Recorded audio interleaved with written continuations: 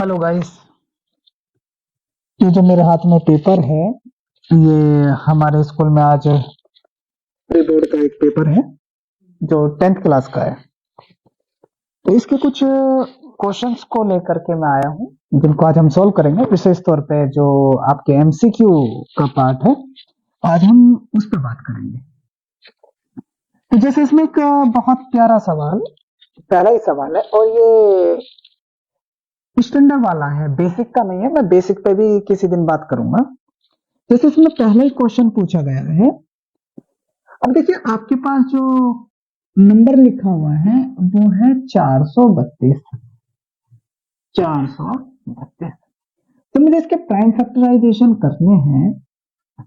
तो इस 432, देखो, अब या तो आपके पास है कि सब 2 या 3 में ही दिए गए हैं, तो या तो आप इसे 2 से डिवाइड कर लीजिए और 3 से। लेकिन चूंकि 3 बड़ा नंबर है, तो मुझे बड़े नंबर से डिवाइड करने का फायदा ये होगा कि मुझे कम टाइम्स डिवाइड करना पड़ेगा।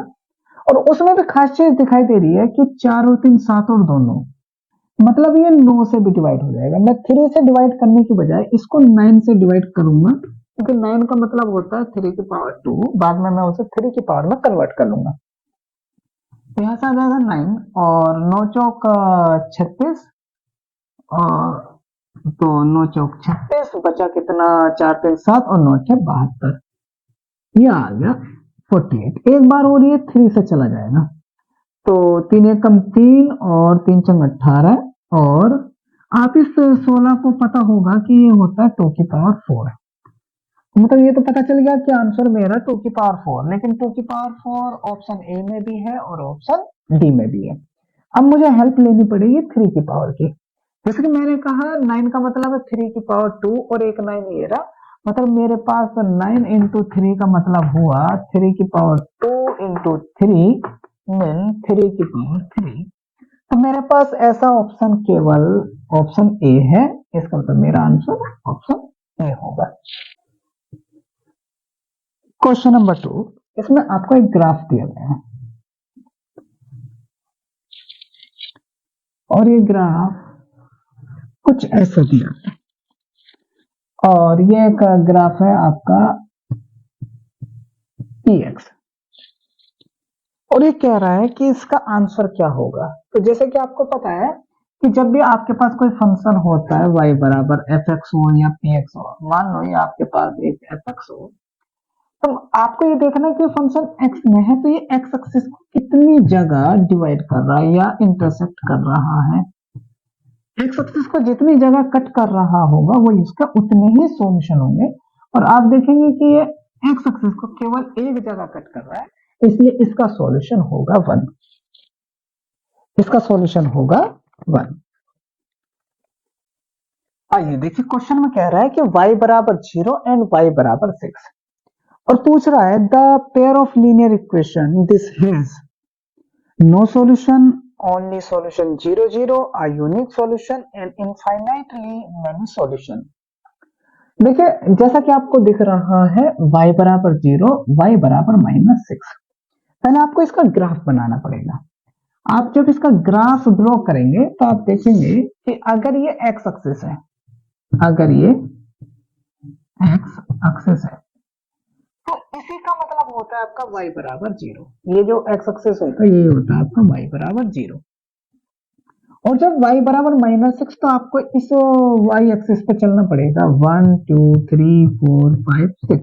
जैसे आप इस 6 पाएंगे तो इस पे जैसे ही आप कोई लाइन खींचेंगे, ये होगी y बराबर -6। आप देख रहे हैं कि ये x एक्सिस जा रही है, इसी के पैरेलल एक और लाइन जा रही है।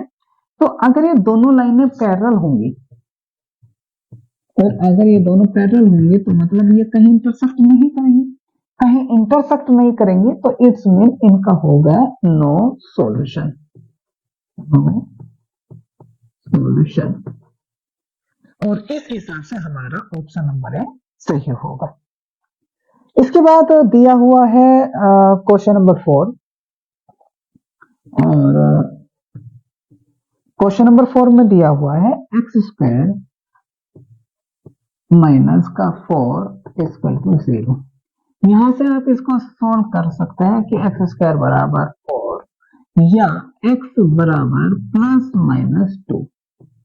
मीन यहां से आपके पास x की वैल्यू आ जाएगी x बराबर प्लस 2 एंड x बराबर माइनस 2।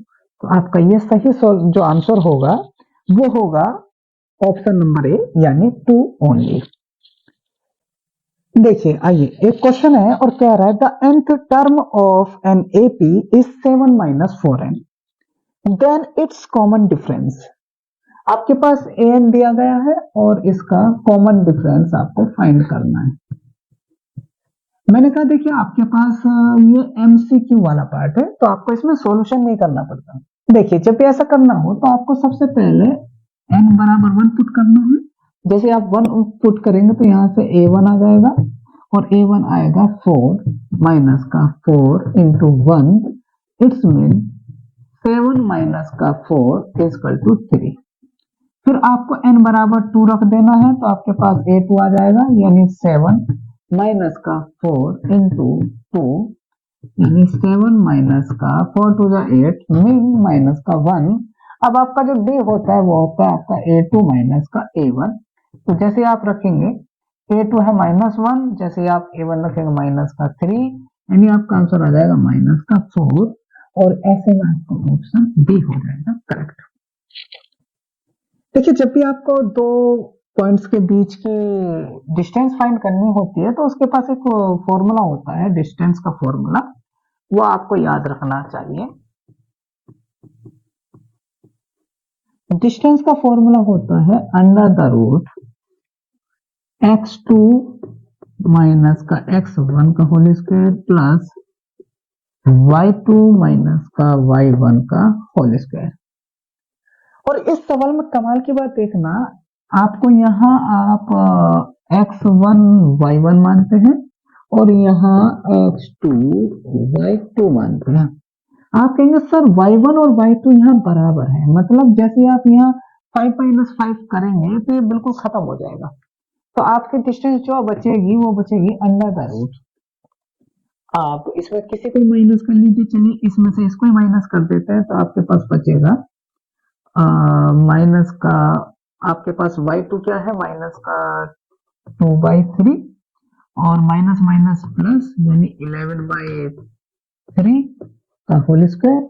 आप जब इसे सोल्व करेंगे तो ये बचेगा 11 में से 2 जाएगा माइनस का 2 प्लस का 11/3 का whole square under the root 11 में से 2 गए तो 9/3 का होल स्क्वायर यानी ये आ जाएगा अंडर द रूट 3 का स्क्वायर तो यानी 3 यूनिट्स और आपका ऑप्शन ए सही होगा।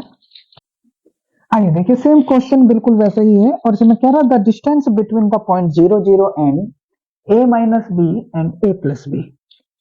देखिए वही फॉर्मूला लगेगा इसमें भी, लेकिन चूंकि इसमें 0 है तो 0 को कोई फर्क नहीं पड़ेगा, मेन डिस्टेंस जो बनेगी तो डिस्टेंस बनेगी वो बनेगी under the root a minus b का whole square plus a plus b का होल स्क्वायर। ठीक है, ये क्योंकि एमसीक्यू वाला पोर्शन है तो इसमें हम ज्यादा सॉल्यूशन को प्रेफरेंस नहीं देंगे, लेकिन फिर भी आप समझ लीजिए जब आप इसे ओपन करेंगे तो ये बनेगा a square plus B square minus 2ab।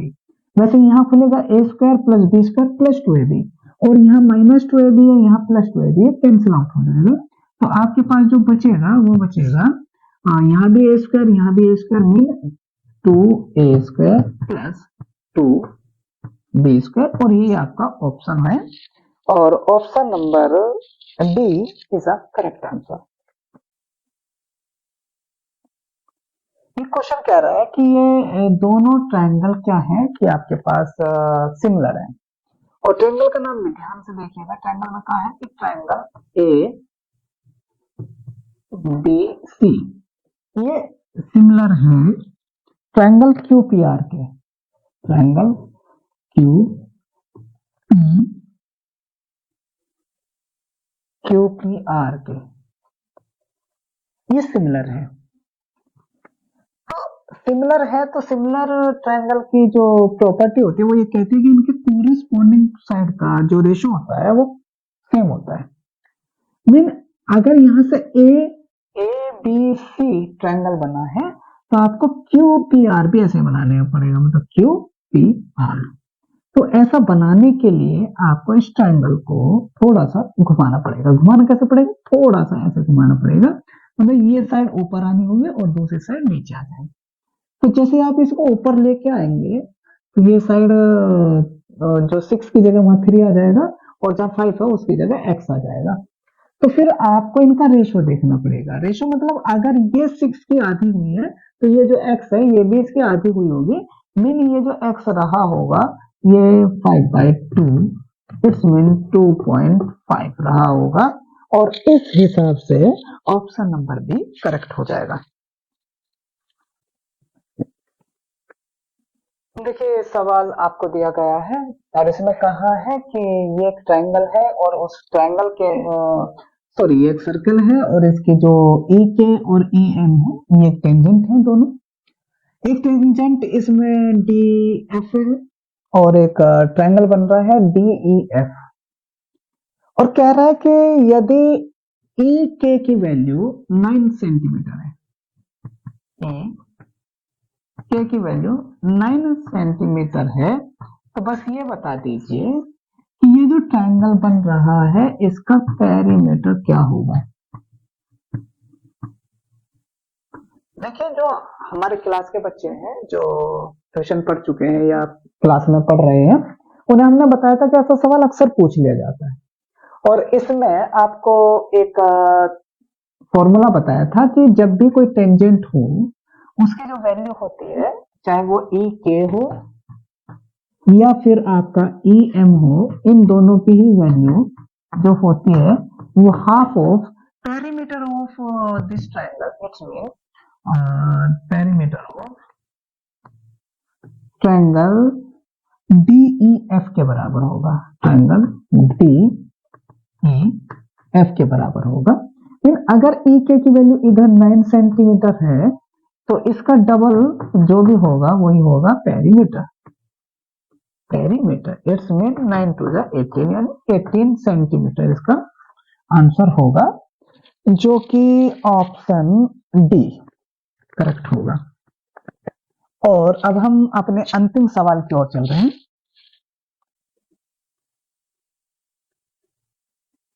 देखिए सवाल में कहा गया है कि ये एक सर्कल है और ये कोई एक्सटर्नल पॉइंट P है और यहां से दो टेंजेंट PA और PB ड्रॉ की गई है। एक कोण AB है और इस पॉइंट P पर जो एंगल बन रहा है वो 80 डिग्री है। तो पूछ रहा है यहाँ इस एंगल B पे एंगल क्या होगा, यानी ABP एंगल क्या होगा। देखिए आपको एक फॉर्मूला याद रखना है कि जब भी किसी एक पॉइंट से किसी एक ही सर्कल पे दो टेंजेंट खींची जाती है तो उनकी लेंथ बराबर होती है। मीन PA बराबर PB होगा। और आपको बताया गया है कि किसी एक ही फिगर के अंदर सेम लेंथ के अपोजिट एंगल या सेम साइड के अपोजिट एंगल इक्वल होते हैं। मीन अगर ये दोनों लेंथ बराबर हैं तो फिर इसके अपोजिट एंगल अगर ये अल्फा होगा तो इसके अपोजिट एंगल ये भी अल्फा होगा। और चूंकि ए बी पी ये ट्रायंगल बन रहा है इसलिए इनके तीनों एंगल का सम 180 होगा। मीन अल्फा प्लस 80 ये बराबर होगा 180 के। और अगर इधर से मैं 80 को हटाऊंगा तो इधर माइनस हो जाएगा। मीन 2 अल्फा बराबर होगा 100 के और इसलिए यहां से जब हटा कैंसिल करेंगे तो ये 50 डिग्री, इसमें अल्फा बराबर 50 डिग्री होगा और जो कि हमारा ऑप्शन सी करेक्ट होगा। यानी इसका ये एंगल भी 50 डिग्री होगा, ये एंगल भी 50 डिग्री होगा। आज हम केवल इतना ही सॉल्व करेंगे और बाकी सवाल इससे हम अगले वीडियो में देखेंगे। Thank you.